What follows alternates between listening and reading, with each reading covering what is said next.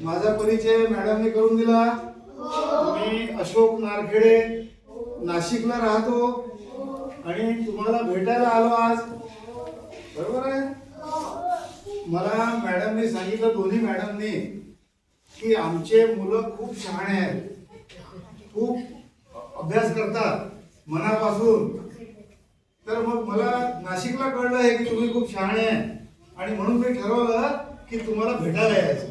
शहाण्या मुलं असले तर मग चांगलं वाटतं भेटणं, आणि मग तुमच्यासाठी खाऊ सुद्धा आणलेला मी, बरोबर आहे? आलं का लक्षात? तर आज याच्यासाठी आम्ही आलो आहे इथे की आज माझी पत्नी म्हणजे माझी बायको आशा नारखेडे इकडे।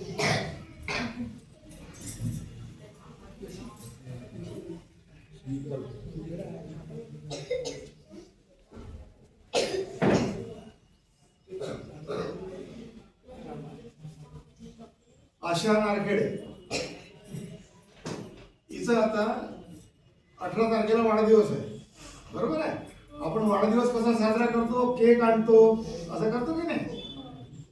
तर हिने सांगितलं की यावेळेस माझ्या वाढदिवसाला केक आणायचा नाही, माझ्या वाढदिवसाला लहान मुलांना, तुम्हाला, कारण तुमची तारीख मॅडमने केली मला नाशिकला, तर हिने सांगितलं की या मुलांसाठी मला खाऊ द्यायचा आहे आज, म्हणून आम्ही केक कापणं कॅन्सल केलं आणि तुमच्यासाठी मग ठरवलं कार्यक्रम आज किंवा तुम्हाला खाऊ।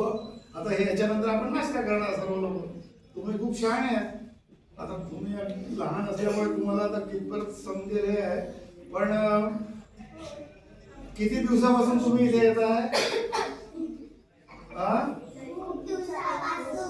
हा, तर मी बघितलं मॅडम खूप छान शिकवतात तुम्हाला। मलाही वाटतं की या क्लासमध्ये येऊन शिकावं, इतके छान शिकवतात। आलं का लक्षात? तर तुम्ही खूप चांगली मंडळी आहे आणि या आशा आजीच्या वाढदिवसानिमित्त आज आपण हा कार्यक्रम करतो आहे। तर जास्त काही बोलण्यासारखं नाही आहे, तर तुम्हाला सर्वांना शुभेच्छा। आणि दोन्ही मॅडम आणि जे काही इथे लोक आहेत या आश्रमातले, हे खूप चांगलं काम करत आहेत। या आश्रमाशी माझा खूप बरेच दिवसापासूनचा संबंध आहे। जे काही या अगोदर मी थोडी काय जे मदत असेल ती मी केलेली आहे या आश्रमाला, यानंतरही मी करत राहील।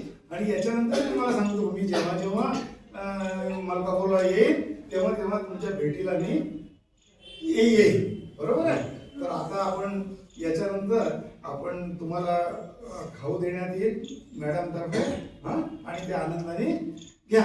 हा, सर्वांना शुभेच्छा, धन्यवाद।